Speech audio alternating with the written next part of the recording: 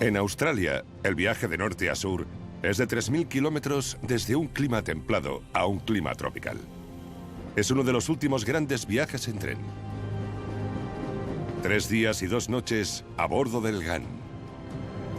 Desde Adelaida, a través del remoto corazón rojizo del continente, hasta la ciudad portuaria de Darwin. Una travesía extraordinaria que disecciona un gran país poblado por personas realmente extraordinarias. Algunos de mis amigos murieron en accidentes de tren. Era muy peligroso. De media tenemos más de 250 cocodrilos solo en el puerto de Darwin cada año. Recorrer el desierto Simpson con una manada de camellos es algo espectacular. Ves de todo.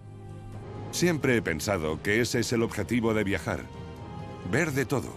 O al menos todo lo que pueda. Así que voy a recorrer 20 grados de latitud en un paseo inolvidable. En tren por Australia. El GAN, por el corazón de Australia.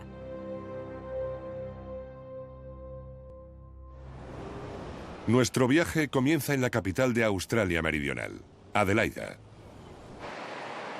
Una ciudad de 1,5 millones de habitantes, fundada hace 180 años y popularmente conocida como la ciudad de las iglesias, aunque el desarrollo inmobiliario moderno ha eclipsado a las antiguas agujas.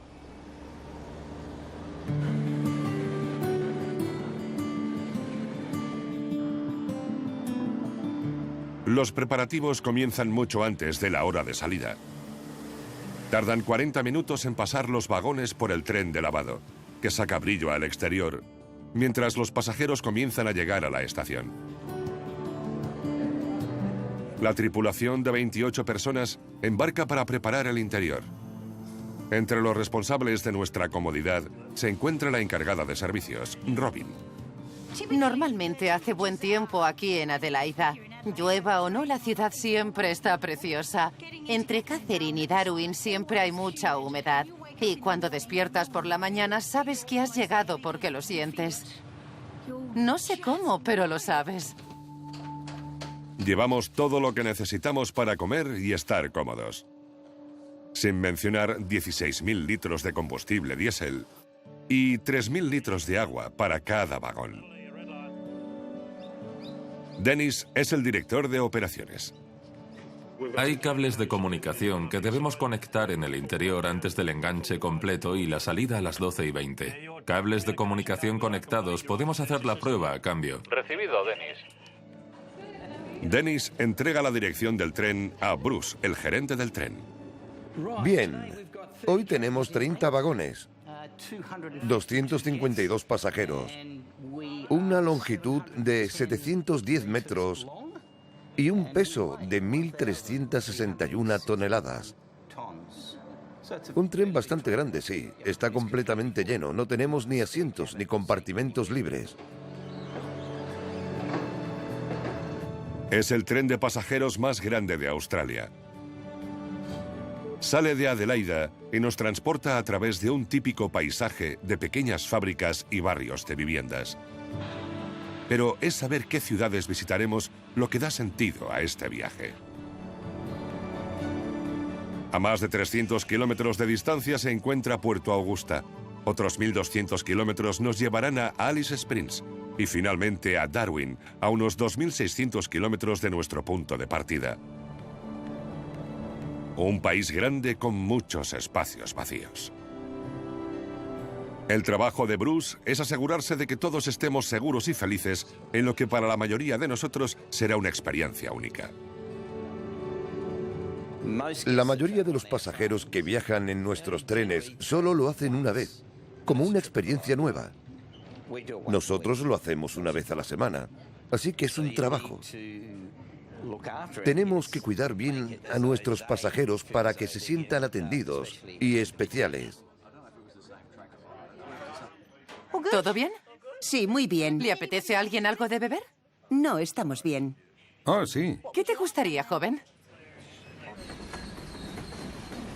Puede que la comodidad esté en manos de Robin y su equipo, pero el tren está en manos de Scotty y Jim.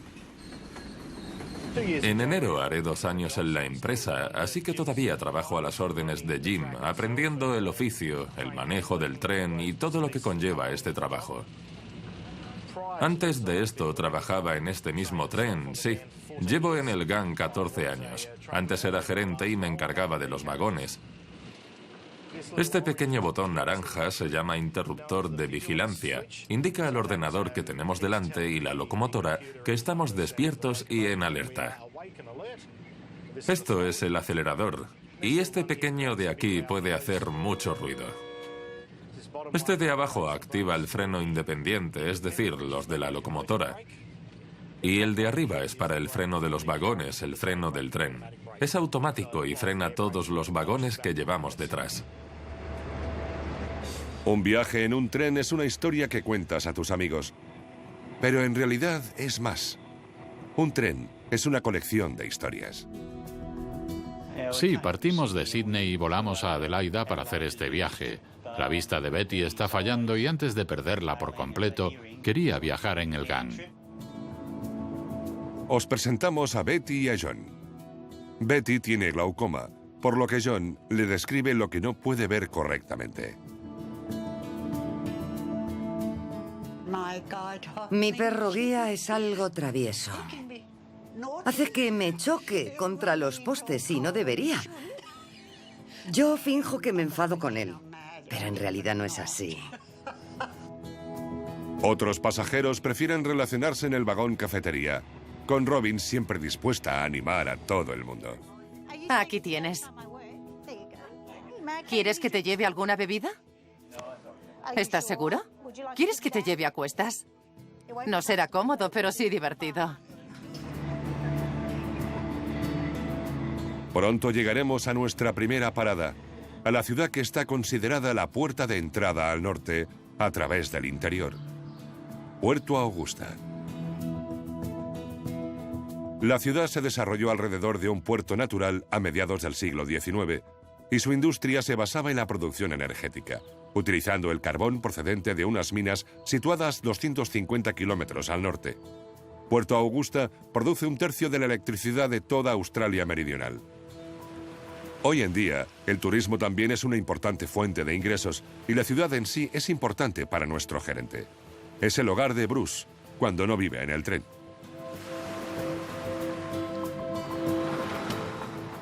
Tengo 2 vidas.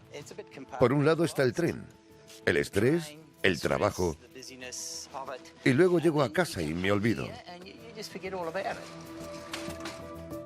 Me estoy haciendo viejo. Casi tengo la edad de la jubilación y un día mi trabajo en el tren terminará y me dedicaré a relajarme aquí. Es lo que más me gusta y falta poco. Bruce fue electricista de ferrocarriles durante 28 años y lleva más de 20 trabajando a bordo de los trenes. Entiendo que está ansioso de llevar una vida tranquila trabajando en su barca. Dentro de 3 años cumpliré los 66 y creo que será el mejor momento para jubilarme. Me dedicaré a relajarme, a pescar, trabajando en mi barca.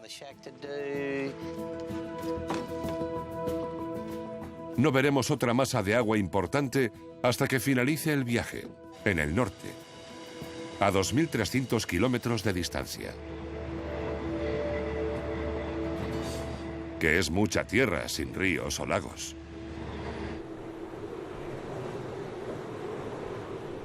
Al pasar por el oeste de la sierra de Flinders, vemos escombros y ruinas, recordatorios de aquellos que intentaron domar el interior y fracasaron.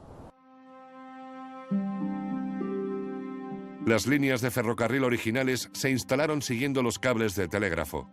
El ferrocarril se detenía en Alice Springs, pero el telégrafo llegaba hasta el mar de Timor. Es imposible exagerar la importancia de ese inmenso desarrollo pionero, la colocación del telégrafo. Hizo posible la comunicación y la colonización, pero su significado era mucho mayor. Cuando la línea conectó finalmente Puerto Augusta con Darwin en 1872, también lo hizo con los cables submarinos que conectaban el puesto avanzado del Imperio Británico. Y las noticias y los mensajes que hasta entonces llegaban con la misma velocidad que el barco más rápido, de repente recorrían Australia al instante. El desarrollo de los ferrocarriles fue paralelo a la construcción de la línea de telégrafo. Pero era necesario planear los trabajos de ingeniería, hallar nuevas rutas y enviar a los equipos. Fue entonces cuando los exploradores descubrieron que no había un mar interior, como esperaban, sino una enorme extensión de tierra. Y sus caballos no eran aptos para este propósito. De ahí el uso de camellos. Robustos, duros y famosos por su resistencia en regiones áridas, decidieron traer camellos y a sus entrenadores, camelleros. Y es en homenaje a estos hombres afganos por lo que el tren se llama orgullosamente GAN. El ferrocarril abrió el país. Con los trabajos de construcción terminados, los afganos encontraron otro trabajo en los ferrocarriles, pero nadie tenía uso para los camellos. Debido a que habían sido animales fieles, sacrificarlos no parecía lo más correcto. Así que los echaron al monte. Ahora, Australia tiene la mayor población de camellos salvajes del mundo. Casi 1 millón. Y exporta camellos a Oriente Próximo. Los días de los colonos y sus costumbres se desvanecieron en la historia, pero aún hoy hay quien recuerda cómo se hacían antes las cosas. Butch, nieto de uno de los camelleros afganos originales, es uno de ellos. Yo era jefe de estación en Alice Springs, Unadata, Fink y Marie. Ahora tienen radios, pero en aquella época no teníamos. Así que nos comunicábamos mediante señales. Solía haber 3 hombres trabajando y tenían que colocarse de forma que el conductor los viera. Para enganchar vagones, la señal era esta. Para parar, esta. Marcha atrás. Había trenes que llevaban 50 o 60 vagones, así que eran necesarias 3 personas que estaban separadas unos 800 metros entre sí y comunicaban las señales de uno a otro hasta llegar al conductor. Era un trabajo muy duro y peligroso.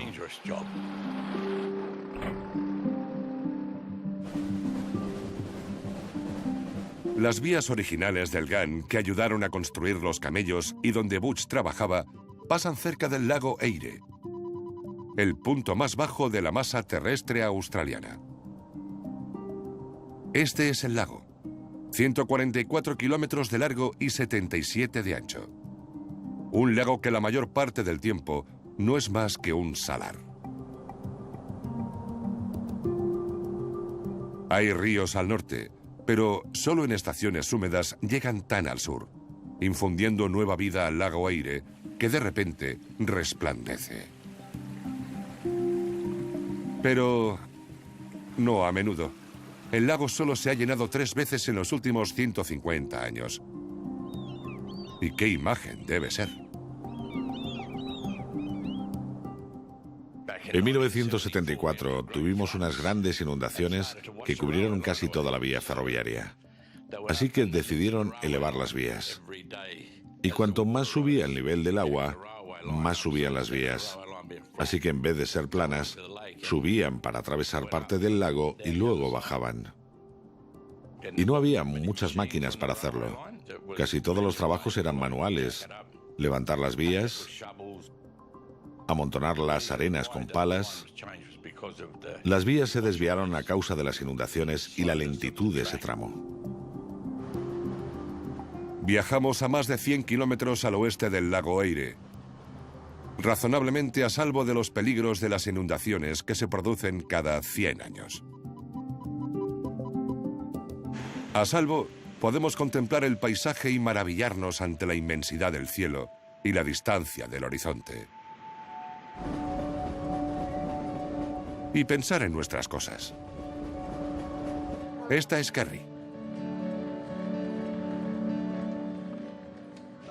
El GAN tiene un lugar muy especial en mi corazón. porque mi pareja James y yo hablamos de hacerlo muchas veces. Viajar en este tren nos habría permitido a James y a mí ver muchas partes diferentes de Australia. Y era muy emocionante pensar en hacerlo juntos, vivir esta experiencia juntos. Estuve con él durante 23 años. Murió hace 2 años y medio. Me apetecía honrar su memoria y hacer cosas que dijimos que haríamos juntos. A él le habría encantado esto. Seguro que se alegra por mí. No creo que nadie embarque nunca en un avión por otro motivo que no sea ir de un lugar a otro.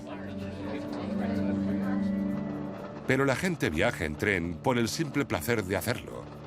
Por su teatralidad, por el sentimiento, por la amistad, por las experiencias.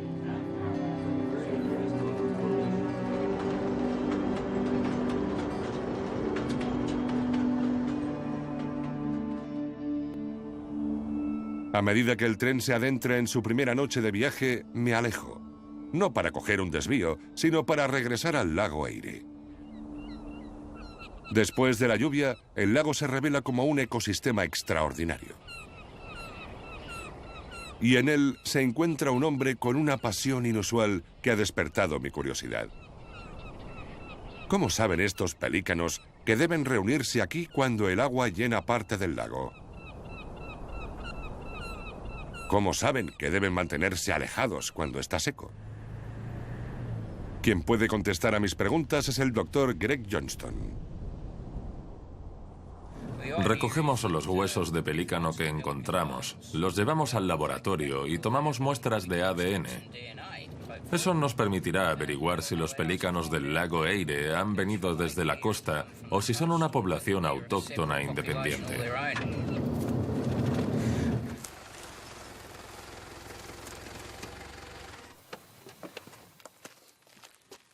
Shane, ¿cómo te va? Bien, Greg, gracias. ¿Y a ti? Bien, excelente. Me alegro de verte. Hoy será un gran día. Sí, hace algo de fresco. Sí.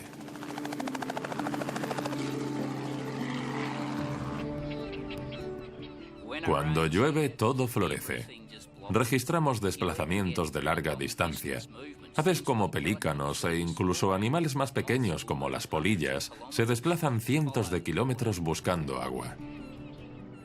Creo que tenemos algunos huesos en el suelo, a este otro lado. Se ve bien, ¿verdad? El lago que rodea esta isla es de barro blando, con una dura corteza de sal en la parte superior, lo que lo hace muy difícil de cruzar. Sería imposible llegar conduciendo, así que usamos el helicóptero para ir a la isla y recoger muestras. Vamos a parar para que puedas echar un vistazo. ¡Excelente!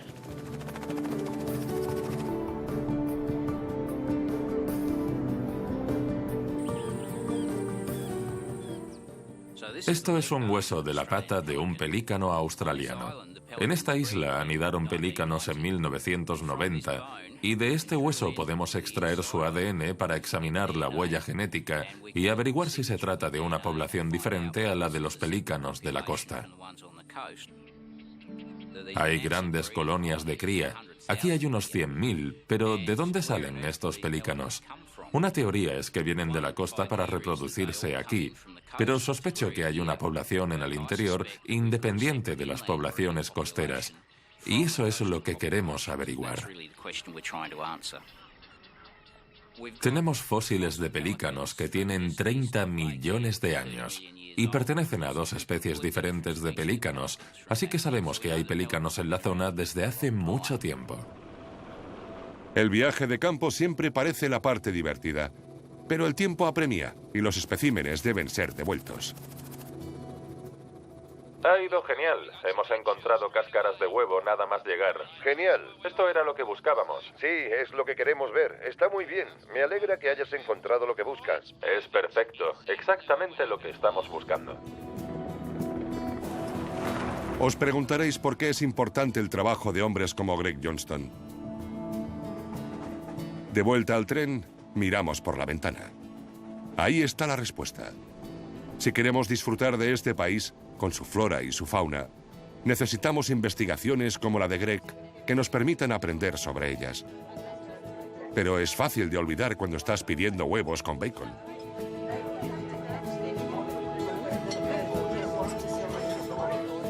Impulsados por locomotoras diésel que pesan 132 toneladas cada una, viajamos con seguridad y cómodamente. Y la idea de que la naturaleza pueda volverse contra nosotros no nos pasa por la cabeza. Pero Robin sabe que puede suceder.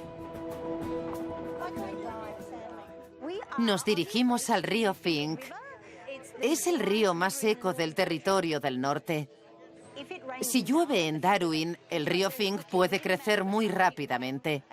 En cuestión de horas podría producirse una avenida, como un enorme muro de agua que recorre el río y destroza las vías en su avance. Hace 2 años se produjo una acrecida a medida que nos acercábamos al río. El agua llegaba a casi 1 metro de las vías. Fue aterrador.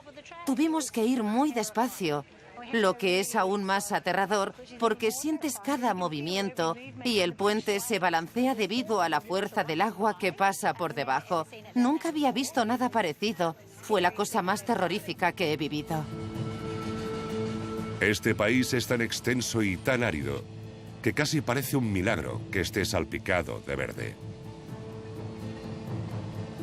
Los arbustos son ralos y exiguos, y los árboles son finos, con un follaje tosco de color verde oliva. Pero están ahí y están vivos. Recorremos este paisaje en dirección a la legendaria Alice Springs. El origen de Alice Springs, de Alice, se remonta a la construcción de la línea telegráfica. Está dividida en 2 por el Trópico de Capricornio, espectacularmente bordeada por la cordillera McDonnell, y le encanta considerarse el centro de Australia. Pero no lo es. Está más al sureste, en el límite del desierto de Simpson. Cuando este tren, imponentemente largo, entra por fin en la estación, es para muchos pasajeros una parada muy esperada. Podéis montar en el Explorer aquí mismo, y Desert Park está más abajo. En la estación, el tren permanece el tiempo suficiente para permitir a los pasajeros, si quieren, probar algunas de las atracciones locales. Una de las más populares me sitúa en compañía de Marcus y a retomar nuestro interés por los camellos. Marcus organiza paseos en camello desde hace 20 años. Los antiguos afganos, bueno, tengo camellos, soy camellero. Así que ellos son mis héroes. Siento un enorme respeto por aquellos hombres que trajeron consigo a los primeros camellos a este continente. La gente suele llamarme el hombre que susurra a los camellos, pero yo no susurro a los camellos. Aquellos afganos sí que lo hacían. Yo solo sé ensillarlos. Buena chica. Comencé a trabajar con camellos hace unos 33 años y atrapé a mi primer grupo de camellos salvajes con 21 años. Tienen 2 dedos muy anchos, de modo que cuando caminan por el desierto no se hunden en la arena. Cuando pisan las plantas que crecen en el desierto, las aplastan. Pero una vez que el camello pasa, la planta vuelve a erguirse. Sin embargo, si un animal de pezuña se hunde en la arena, daña la raíz de las plantas y éstas mueren. Así que como animal desértico es fantástico. El movimiento suave del tren será un alivio tras los movimientos del camello. Pero hay que reconocer que esa cría es una monada.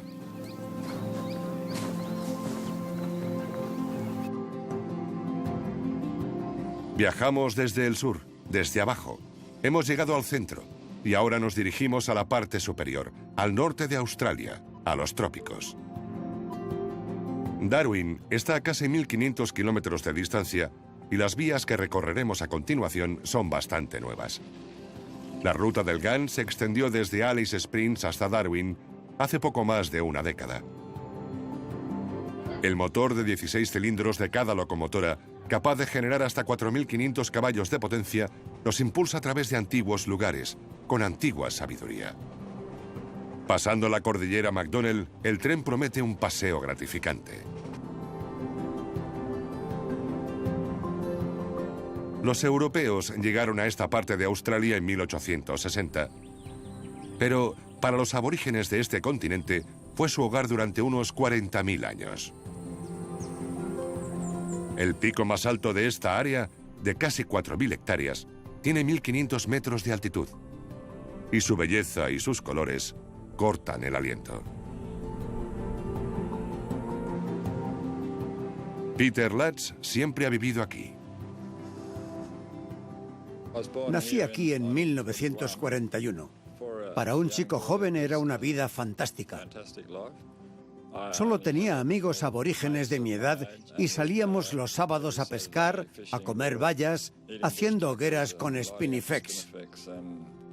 Y no podíamos permitirnos el lujo de tener un balón de fútbol, así que usábamos una vejiga de vaca. Esta es la casa en la que crecí. Aquí pasé los primeros 12 años de mi vida. La puerta es un poco baja para mí. Recuerdo sentarme aquí a comer y de vez en cuando me pasaba una serpiente entre las piernas. Vivir donde vive Peter y cómo lo hace Peter significa vivir con los pueblos indígenas de Australia y aprender de lo que saben. Debo mucho a la gente que me crió.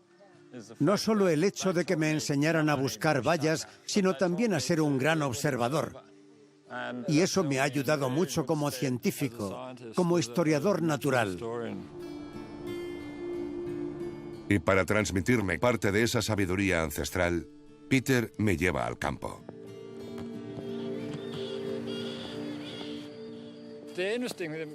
Lo interesante de esta área es que hay entre 15 y 20 tipos de arbustos y árboles diferentes. Hay una gran diversidad de plantas. Es prácticamente una selva con tantas plantas diferentes. La biodiversidad es enorme, lo que hace que este lugar sea muy especial. Rodeado de plantas que no reconozco, ¿cómo puedo saber qué comer? Es fácil identificar las plantas comestibles. Coges la planta, buscas la parte más sensible de tu piel, que es bajo el brazo, y la frotas. Si no pica, entonces puedes llevártela a la boca. Y si sabe bien, entonces tienes suerte. También puedes adiestrar a un dingo y alimentarlo con ellas. Si no se muere, entonces es que es comestible. Esta flor puedes cogerla a tu paso y es comestible. Se puede absorber su néctar. Esto es tomate de arbusto. Aún no está maduro. Crecí comiendo esta planta y me gusta, pero es como comer aceitunas por primera vez. No a todo el mundo le gusta. Una vez que te acostumbras al sabor, están bastante bien. ¿Qué tenemos aquí? Esta es una de las semillas más importantes de Australia Central. Si se muele con un poco de agua, se puede hacer una masa y luego cocinarla sobre cenizas. Esto es como el trigo del desierto. El viaje ayuda a entender el valor del conocimiento y la preservación de la sabiduría ancestral. De regreso al tren, reconozco otro de los beneficios de viajar, hablando con Kerry. Las dos cogimos el tren en Adelaida y al llegar a mi asiento, allí estaba Kerry. Empezamos a charlar y me dijo que quería comprar unas revistas, así que le dije, yo tengo algunas. Y compartimos revistas y ahora tengo una fantástica compañera de viaje durante 48 horas.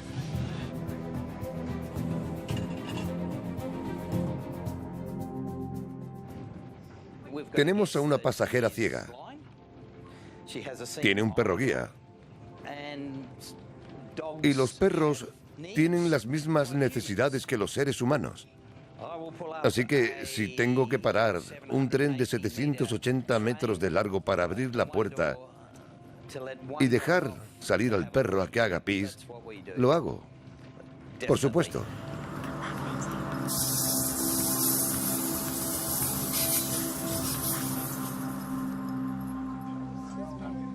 Es el último día, pero la experiencia está lejos de terminar. Son las 9 de la mañana y todavía faltan más de 300 kilómetros para llegar a Darwin. Nuestro largo tren llega a una estación bastante corta. Esta estación sirve a la ciudad de Catherine, con una población de 6.000 habitantes, pero nosotros hemos bajado para viajar otros 30 kilómetros hasta el río Catherine y la garganta de Nitmilak. Nitmilak es una palabra yagüón y significa lugar de la cigarra que sueña. La temperatura ya supera los 30 grados, pero a nadie parece importarle. Jamie es un guía de río que comparte la tarea de asegurarse de que todo el mundo entienda y respete este lugar especial. A partir de lo que llamamos la acumulación, hace cada vez más y más calor, hasta que comienzan las lluvias. A las 2 de la tarde llegamos a unos 40 grados. Luego empezará a refrescar y la temperatura oscila entre 9 grados por la noche y unos 25 durante el día. Cuando sube el nivel del agua, atracamos los barcos aquí. Por eso las cuerdas están tan altas. El río llega hasta la parte superior de esas rocas, de las más altas. Sí, es una buena subida, ¿verdad? Este río nace en la tierra de Arnhem, al este de Kakadu, en una zona de captación, es decir, que solo se alimenta del agua de lluvia. Este año dejó de llover en febrero, 2 meses antes de lo habitual. Ahora el agua está muy caliente como para que haya cocodrilos de agua dulce, pero cuando hace más frío se llena de cocodrilos y salen del agua para calentarse. Se suben a los troncos, pero con el agua tan caliente no necesitan salir. Las hembras de cocodrilo usan estas playas de arena para excavar nidos, como las tortugas. En esta playa a la que nos estamos acercando encontramos a veces hasta 10 nidos. Nitmilak es una de una serie de espectaculares gargantas talladas por las aguas del Catherine durante 23 millones de años. Las paredes de arenisca son porosas, por lo que estas pinturas con miles de años penetran en la roca y se conservan, preservando la historia de antiguos pueblos. Los nómadas dejaban mensajes a las familias de paso, así que si una familia pasaba y veía eso, sabía qué comida podía encontrar en los alrededores. Con Jamie y otros guías como guardianes, y con el respeto de los visitantes, estas maravillas naturales y el arte rupestre durarán generaciones. Incluidas las futuras generaciones de viajeros de tren. La temperatura roza los 40 grados cuando nos alejamos del río Catherine para iniciar la última etapa de un viaje épico. Este es el final del viaje para un largo turno de Scotty y Jim, dentro de la cabina, donde la temperatura es aún mayor. Hace mucho calor. Se nos ha estropeado el aire acondicionado. Esto indica unos 46 grados en este momento, como la temperatura ambiente. Es como un horno. Te sientes como si estuvieras dentro de un cubo de alitas del Kentucky Fried Chicken. Oh, gracias, Jim. Creo que la temperatura mínima que hizo anoche en la cabina fueron unos 30 grados. Fue un poco difícil de soportar, pero nos aguantamos y seguimos con el trabajo. Desde Alice Springs hasta Darwin somos 4 para turnarnos. Hay 2 conductores que llevan el tren desde Alice Springs hasta Tennant Creek y anoche a las 11 nos cambiamos. Así que Jim y yo trabajamos desde las 11 hasta las 6 de la mañana. Luego nos fuimos a descansar y ahora conducimos el tren desde Catherine hasta Darwin.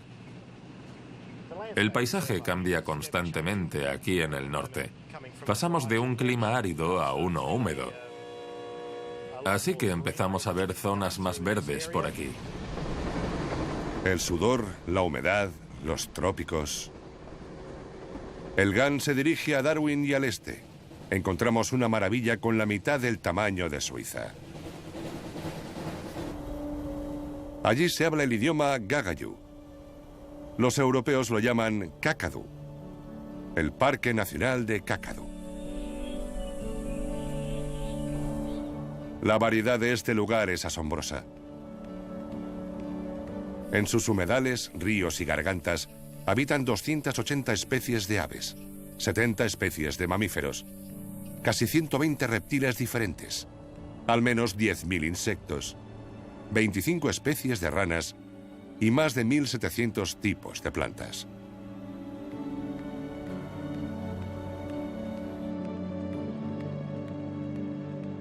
Scotty y Jim aún deben soportar una hora más de calor antes de llegar a nuestro destino. Y por supuesto, su concentración no puede vacilar.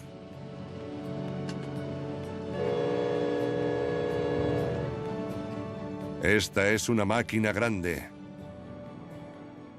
Arrastramos un montón de peso que podría aplastarnos si bajamos una pendiente a demasiada velocidad.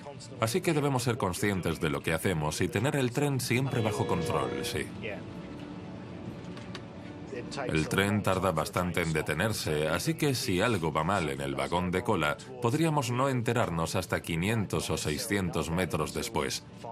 Por eso miramos constantemente por los espejos retrovisores, para asegurarnos de que todo va bien ahí detrás. La tarea principal de Scotty y Jim es, literalmente, mantener el tren en las vías.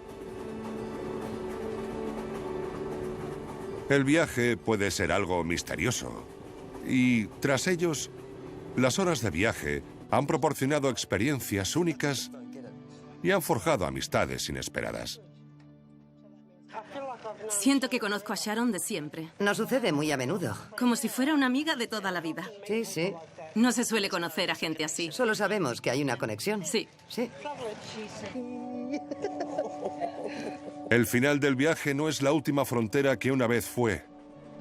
La ciudad grande más cercana a Darwin está en Indonesia. Pero esta es una ciudad muy australiana, aunque tiene su propio carácter tropical. La región se bautizó como Puerto Darwin en 1839, pero la ciudad solo existe desde 1959. Durante la Segunda Guerra Mundial, el puerto fue bombardeado por aviones japoneses y en 1974 el lugar fue devastado por el ciclón Tracy. Lo que significa que Darwin es ahora una ciudad moderna donde viven casi 120.000 personas. Y su puerto de aguas profundas no es solo un depósito de carga, sino también un patio de recreo tropical para la pesca y la navegación. Pero hay una amenaza para aquellos que quieren nadar, y cuando salga de este tren pienso ir a investigarlo.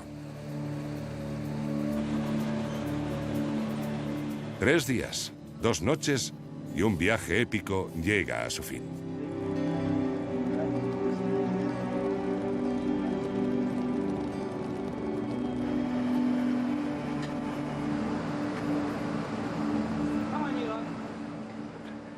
Fin del viaje, hace calor. Subiré a ese autobús blanco. Contaré a todo el mundo y cuando estén los 28 me iré a mi hotel a tomarme una cerveza e irme a la cama. Pero la mayoría de los pasajeros hemos vivido una experiencia única de la que hablar. Y ahora que he llegado al norte, quiero añadir a los relatos de mis viajes que he visto de cerca a uno de sus habitantes más conocidos y peligrosos. El cocodrilo de agua salada. El cocodrilo marino, el más grande de todos los reptiles vivos, ha evolucionado y sobrevivido adaptándose perfectamente a su medio ambiente. Es un depredador sin enemigos naturales, a excepción de los hombres armados. El valor de la piel del cocodrilo convirtió a este reptil en una especie en peligro de extinción.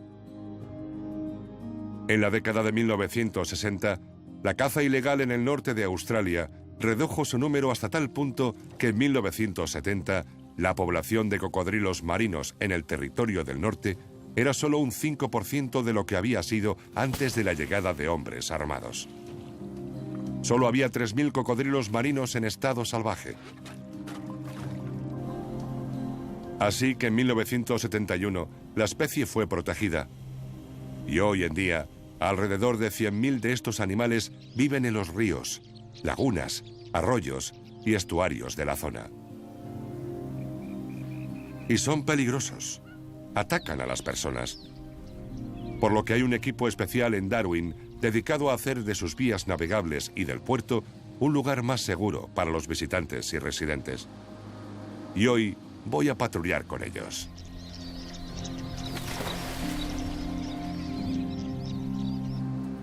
Tommy Nichols, con años de experiencia, dirige la unidad de gestión de cocodrilos de Darwin. Este es un mapa del puerto de Darwin. Los alfileres son los puntos donde hay trampas permanentes. Hay 26 trampas en este área y creemos que puede haber cocodrilos en estas dos. Lo averiguaremos cuando lleguemos. Si encontramos un cocodrilo en una trampa, lo trasladamos a una granja de cocodrilos. Estamos de entrenamiento, tenemos buenos equipos y métodos efectivos, pero cada cocodrilo se comporta de forma diferente. Son como los humanos. Sabes qué pueden hacer, pero no cómo reaccionarán. Aaron lleva 3 meses trabajando con Tommy. Nat se unió al equipo hace 5 semanas. Pero no podrían tener mejor mentor que Tommy. Aquí tenemos unos trozos de carne de cerdo que vamos a atar dentro de las jaulas, lo más al fondo y alto posible. Así, cuando el cocodrilo entre, tendrá que meterse entero para llegar a la carne. Y entonces... Cuando un cocodrilo muerde un trozo de carne, se cree que ejerce más presión que cualquier otro animal vivo. Tommy sabe bien lo que se siente. Sucedió hace 12 años. Estábamos haciendo una pasada de rutina. Era un cocodrilo de unos 3 metros que sacamos de una de las trampas. Teníamos una cuerda y en aquella época empleábamos un método algo diferente. Le amarramos el hocico con la cuerda, no con bridas como ahora. Y reaccionó de forma diferente. Saltó y me mordió la mano por aquí. Hizo una especie de giro y me arrancó el trozo. Después del accidente estaba preocupado. Si yo sería un peligro para mí mismo o para mis compañeros. Y estaba dispuesto a dejarlo. Pero todo fue bien. Y sí, todo fue bien. Lo que nos espera en las trampas requiere toda la experiencia de Tommy. Solo se ve la boca dentro de la trampa. La puerta está cerrada. Y parece que tiene un tamaño razonable. Tommy calcula que debe pesar al menos 400 kilos. El cocodrilo que está en la trampa mide alrededor de 4 metros. Y es el más grande que he cogido. Debido a que este cocodrilo marino mide más de 3,5 metros de largo, se le puede disparar un cóctel sedante de relajantes musculares para calmar a la bestia y evitar que golpee al equipo, mientras intentan sacarlo de la trampa.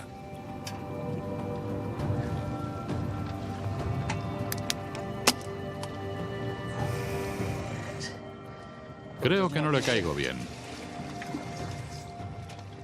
Intenta marcharse. Mantén la cuerda tensa. Manténla tensa. Vale.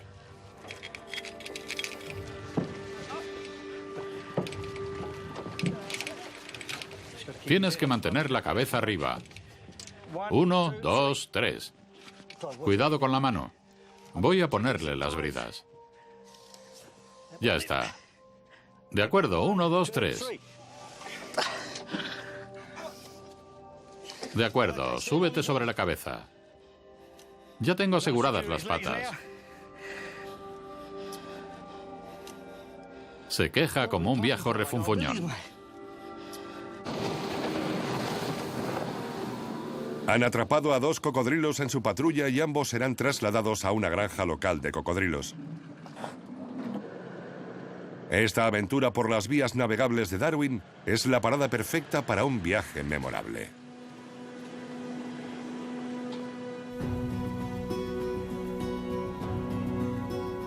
Los viejos camelleros afganos fueron esenciales en la conquista de este país. Creo que estarían orgullosos de que se les honre con un gran tren. Con un gran viaje que atraviesa el corazón del continente. 3 días y 2 noches, casi 3.000 kilómetros. Desde pastizales y a través del desierto, hasta los trópicos, en compañía de personas cuyas vidas están lejos de ser ordinarias. No me interesa conducir un Toyota por el desierto Simpson. Prefiero guiar una caravana de camellos.